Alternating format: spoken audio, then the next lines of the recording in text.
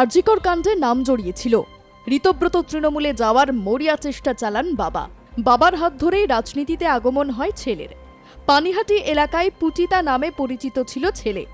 বাবা বহুদিনের জনপ্রিয় নেতা, বেশ কয়েকবারের বিধায়ক। পানিহাটি সহ আশেপাশের এলাকায় বেশ দাপট ছিল। সেই সঙ্গে ছিল হাজার হাজার অভিযোগ।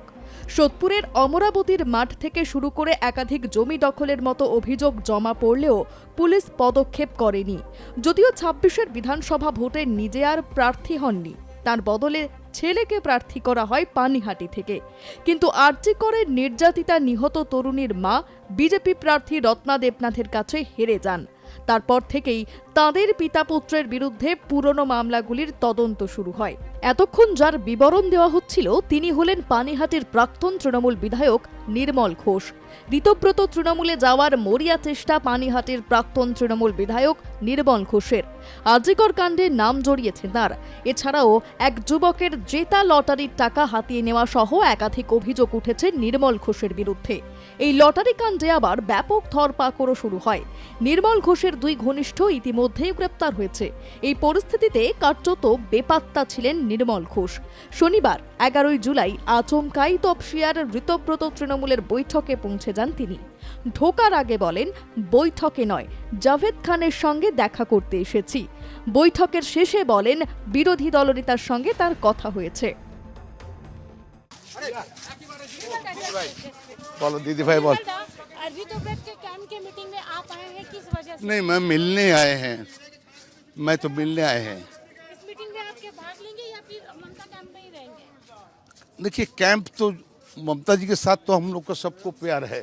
২০২৪ সালে ৯ নভেম্বর এক লরি চালক লটারি কেটেছিলেন। সেখানে ১ কোটি টাকা জিতেছিলেন তিনি, কিন্তু সেই টাকার ওপর চোখ পড়ে লরি মালিকের। ওই ব্যক্তিকে নিয়ে যাওয়া হয় সেই সময়ের পানিহাটির বিধায়ক নির্মল ঘোষের কাছে। সেখানে সেই টাকা দিতে রাজি না হওয়ায় ব্যক্তির ওপর চলে অত্যাচার। পুলিশের দ্বারস্থ হলে সেই সময় শুধুমাত্র পদক্ষেপ নেওয়া হয় লরির মালিকের বিরুদ্ধে।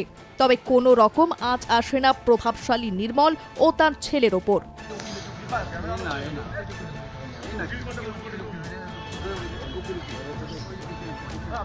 জমি নিয়ে কেন এরকম করেছিলে?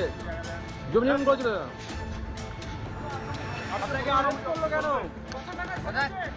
তবে ২৬-এর নির্বাচনের পর ছবিটা উল্টে যায়। ভোটে হেরে অজ্ঞাতবাসে গিয়েও শেষ রক্ষা হলো না। পুরনো মামলায় অবশেষে পুলিশের জালে পানিহাটের প্রাক্তন বিধায়ক নির্মল ঘোষের ছেলে তীর্থঙ্কর ঘোষ। সোমবার ভোরে দক্ষিণেশ্বর থেকে খড়দা থানার পুলিশ তাকে গ্রেপ্তার করে। ২১-এর ভোট পরবর্তী হিংসায় উস্কানি এবং লটারি জয়ের কাছ থেকে কোটি টাকা ছিনতাইয়ে জড়িত থাকার অভিযোগ ছিল তীর্থঙ্করের বিরুদ্ধে। ২৬-এর ভোটে তিনি ছিলেন পানিহাটি বিধানসভা কেন্দ্রের তৃণমূল প্রার্থী। হারের পর থেকে তাঁর আর খোঁজ মিলছিল না, কিন্তু ভোটের মাস দুয়ের মধ্যেই গ্রেপ্তার হতে হয় তীর্থঙ্করকে।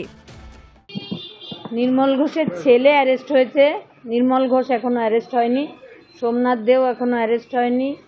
সঞ্জীব মুখার্জিও এখনো অ্যারেস্ট হয়নি। এরাই হচ্ছে সেই মানুষ যারা আমার মেয়েকে দ্রুততার সঙ্গে এনে পুড়িয়ে দিলে তথ্য প্রমাণ শেষ লোপাটকারী। তথ্য প্রমাণ লোপাটের যে হয়েছে তার শেষ তথ্য প্রমাণ লোপাটকারী একজন ধরা পড়েছে। ছেলে ধরা পড়েছে মানে বাবাও এবার ধরা পড়বে। কান টানলে মাথা তো আসবেই। লটারি কাণ্ড ছাড়াও ২০২১ সালের ১৮ এপ্রিল বিজেপি নেতা জয় সাহার বাড়িতে বোমাবাজির ঘটনায় নাম জড়ায় তীর্থঙ্কর ঘোষের। প্রকাশ্যে আসে সিসিটিভি ভিডিওর ফুটেজ।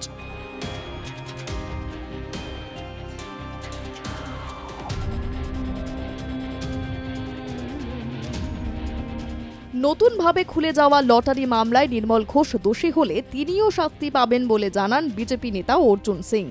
দেখুন নান্টু ঘোষ কি করবেন সে নান্টু ঘোষের ব্যাপার।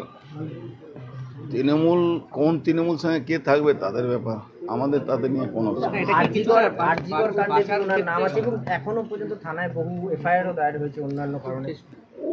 আইনের পথে চলবে, উনি অ্যারেস্ট হবেন। উনি যে কমিটিতে থাকুন, যার সঙ্গেই থাকুন, আইনের পথে চলবে। কি রে, তোর বেশ র্যাশ হয়েছে দেখছি। হ্যাঁ রে, কি করবো বলতো, র্যাশগুলো কিছুতেই কমছে না। অনেক কিছু ইউজ করলাম তবুও কমছে না। আমার মনে হয় তোকে কোনো একজন ভালো ডার্মাটোলজিস্টের কাছে দেখানো উচিত। তুই ঠিক বলেছিস, কিন্তু কোনো ভালো ডার্মাটোলজিস্ট থাকলে একটু সাজেস্ট কর না প্লিজ। এই তোর তো একবার র্যাশ হয়েছিল না, তো তুই কোথায় দেখিয়েছিলিস? তুই একবার গৌরীদেবী হসপিটালসে দেখাতে পারিস, ওখানে ভালো এক্সপিরিয়েন্স ডার্মাটোলজিস্ট আছে। আমারও সেম প্রবলেম হয়েছিল, এখন ওখানে ট্রিটমেন্ট নিয়ে আমি এখন ঠিক আছি।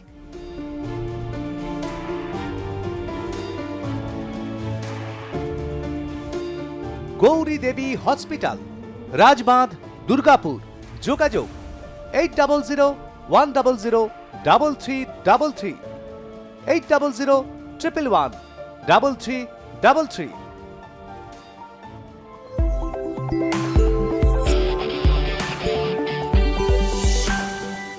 শেষে বলা যায়, একসময় যে পানিহাটির রাজনীতিতে নির্মল ঘোষ ও তার পরিবারের দাপট ছিল, এখন সেই পরিবারই একের পর এক পুরনো অভিযোগ ও মামলার তদন্তের মুখে। ছেলে তীর্থঙ্কর ঘোষ গ্রেপ্তার হওয়ার পর এবার নজর প্রাক্তন বিধায়ক নির্মল ঘোষের দিকেও।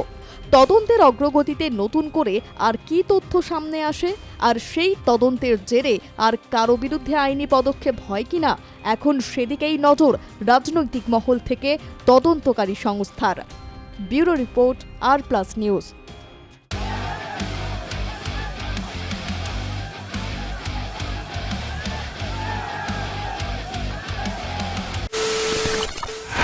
খবরের নামে প্রতিদিন সন্ধে আপনার ড্রয়িং রুমে কি শুধুই চিৎকার চেঁচামেচি খেয়ে আসে? বিতর্কের নামে চলে গালাগালি আর কাদা ছোড়াছুড়ি। এবার সময় পরিবর্তনের, কারণ আমরা কান ফাটানো চিৎকারে বিশ্বাস করি না। আমরা বিশ্বাস করি খবরের সত্যতায়। আমরা কোনো পক্ষের হয়ে গলা ফাটাই না, আমরা সাধারণ মানুষের হয়ে প্রশ্ন তুলি। চিৎকার নয়, শুধু খবর হবে যেখানে বিতর্ক আছে কিন্তু কুৎসিত ঝগড়া নেই। সঠিক তথ্য, বিশ্বস্ত খবর। নজর রাখুন আর+ নিউজে।